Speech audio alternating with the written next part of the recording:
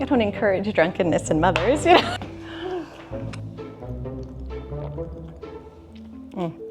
This might help with my acting ability. Was there? Let's see if you can still operate the Thermomix after a mojito. You've seen the meals made in the Thermomix. Today we're gonna make a cocktail, and it's inspired by my college days when I used to make skinny mojitos all the time, and a recent trip to Hawaii where I had an amazing drink made with hibiscus flowers in a candied syrup. Let's see how it turns out. This is a classic mojito recipe on here that's made with rum, but I had gin in this hibiscus drink in Hawaii, so I'm gonna use that instead. Let's go ahead and start. All right, so first it's asking me to place sugar, 2 ounces in the Thermomix. But I'm gonna use the hibiscus syrup instead, because why have sugar when you can have sugar with flavor? So I'll just take a couple of ounces of this. I'll use the same ratio and maybe even go a little bit less, because I don't know how sweet this recipe is. And I'm not a big fan of super sweet cocktails, if I can get one out. These are used to garnish the drink. Isn't that beautiful? And of course, this recipe can be made into a mocktail. You can just leave out the alcohol and use the other ingredients, and hopefully it'll still be just as delicious. All right, so check that. All right, so the next step is to grind the sugar. And because we're not using sugar, I'm still gonna grind up a little bit of the ice, because the chunks of ice are going to help with that abrasive quality of breaking up the lime and the mint. So I'll do a couple of ice cubes. Start. All right, next step. Oh, now it wants me to add the ice cubes. I guess I could have looked at the recipe first. Okay, 10 to 14 ounces of the ice cubes. Now we get to cover our ears again, just like with the mango ice cream. All right. Okay. In a traditional mojito, you would muddle your lime and your mint together. So this is a muddler, and you put the lime and the mint in the bottom and then crush it. I'll show you the effort involved in that. This is the first time I'm making this recipe with the Thermomix. First, I'm gonna show you what a traditional muddling looks like and why you do it that way. And then when we go to the Thermomix, we'll see if it matches up. So in regular muddling, you cut a lime or another citrus into wedges and then place it in the bottom of your glass. Grab the mint, throw some of those in the bottom, and then use the muddler and crush those together, sometimes with sugar or something that will help break it down. But the idea is just to get all of those delicious oils from the mint and the lime zest and also the juice out of the limes. This is your traditional muddle. A little bit of effort involved. Now we'll see what it looks like in the Thermomix. This says that it wants you to remove the skins and the seeds. And I understand the seeds, although this looks like a seedless kind of a lime.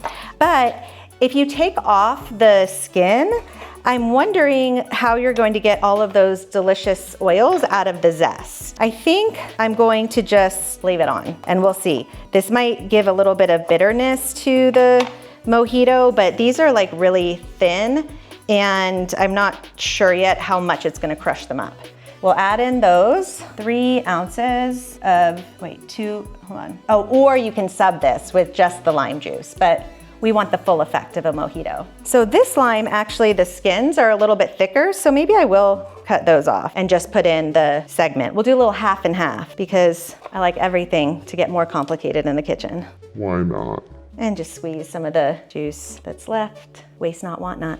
That should be good. So now of the mint leaves, 3 sprigs of mint. I'm gonna remove the leaves from the sprigs because why would you want a stem in your cocktail? This mint smells so good and fresh. And I'm really hoping that this gin that I got isn't too floral. I don't usually buy it. We'll see if I got the right answer from the guy at Total Wine. So limes, mint. All right, and chop that up. Choppin', keep choppin'. Okay. There's this little disc on the next to the speed direction. This tells you that it was chopped for 5 seconds at level 5. But because of the way that little circle is going, that means it did it in reverse. The blades were not working as a cutting feature. They were just working more as like a mixing feature going the opposite direction. Now we're gonna add the rum, which is the gin in this situation. Smells good, it looks pretty already. At this point, you could just add club soda to it, put this in the glass, add club soda to it, and you'd have a mocktail. 3 ounces and another mix. This little feature, when it looks like the blades, that means that it's doing more of that cutting action, which is on a very low speed right now, so it's not going to be dicing up all the lime and mint in there. Okay, all right, well, it's done. This is just plain soda water that I'm gonna use to top it off. Hopefully I don't make a huge mess doing this. Oh, there's goes the lime. Okay. Oops, it's the wrong way. Pour in the soda water. To finish it, we'll pop in a whole sprig, since that'll stay off to the side, and one of these beautiful hibiscus flowers, and then maybe a little lime wedge. Pretty. It's so good. The hibiscus syrup tastes delicious. That gin, that was a good recommendation. Thank you, Ezra from Total Wine. And the hibiscus flower is so pretty. I'll wait to eat that until we have our dip ready. It's so good. Okay, so to go with our mojito, we're going to make an avocado dip. And what appealed to me about this recipe, besides the good reviews, is that it's pretty healthy. Yogurt, avocado, lime juice, cilantro, garlic, and some red pepper flakes. Start. Using a vegetable peeler, thinly peel the zest from 1 lime and not get the white pith. Okay. That I can do.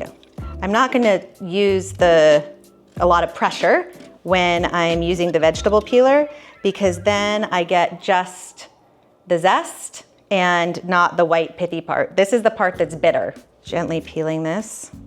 I guess I can just do it right into the Thermomix. You can also get a specific zester that has like little holes in it. Okay, all right, that's enough zest. Oh wait, set aside. There's a good reason not to put it right in the Thermomix. Really good tip when you're cooking is to read the recipe first. All right, cut 1 to 3 limes in half and squeeze 1 tablespoon of juice into a small bowl and set aside.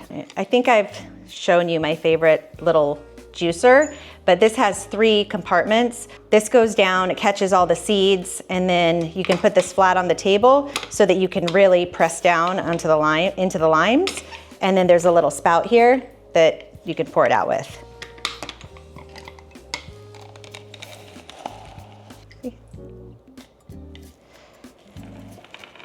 Having this flat bottom is really handy, so you can get the most juice out of your citrus.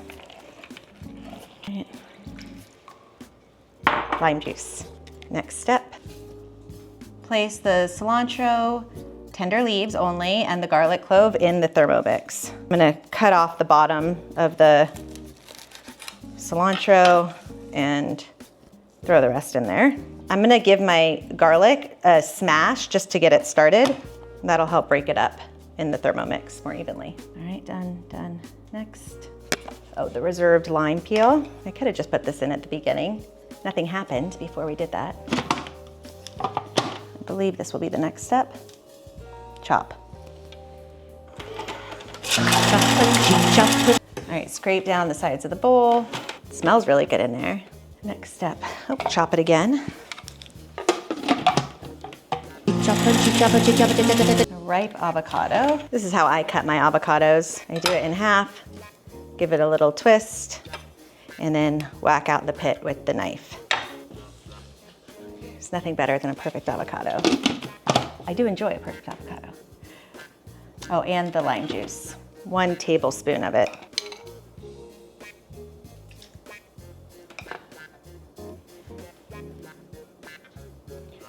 and some salt. So what I always find is sad about things with avocado is that they can brown fairly quickly.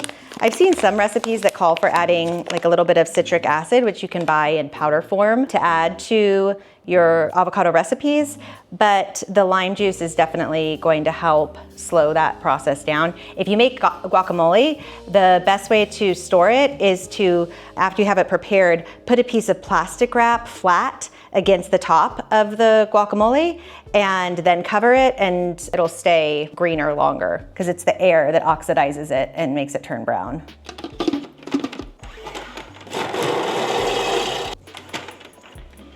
Okay, that looks good already. Now for the yogurt. This calls for 7 ounces of yogurt, but each one of these is 5. So I think I'm just gonna use 1 instead of opening up a whole other container.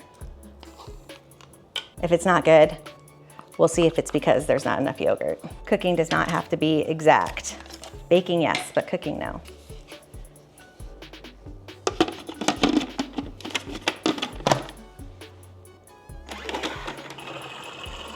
Surprising number of steps for something so simple. We're already on step 13, but it didn't feel like 13 steps.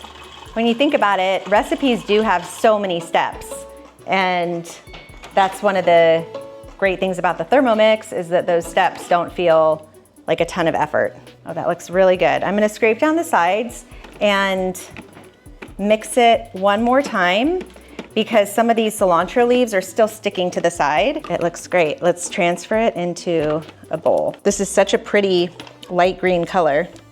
You could put just chopped jalapenos as well inside at the same time that it was blending the cilantro, but you can also just put chili flakes on at the end, especially if you're preparing this and maybe giving some to kids and maybe you want to leave the heat out until the end.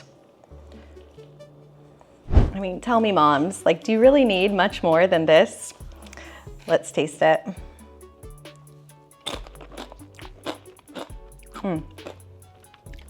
What a delicious departure from a traditional guacamole. Let's wash it down with the mojito. So refreshing. The gin actually paired perfectly with it, and the hibiscus flower is like the little dessert at the end of your snack and beverage. Enjoy. Please let me know if there's anything else that you want to see made on the Thermomix to test its capabilities out.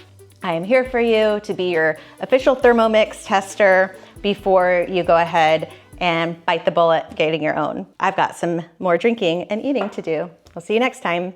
Like and subscribe. Bye.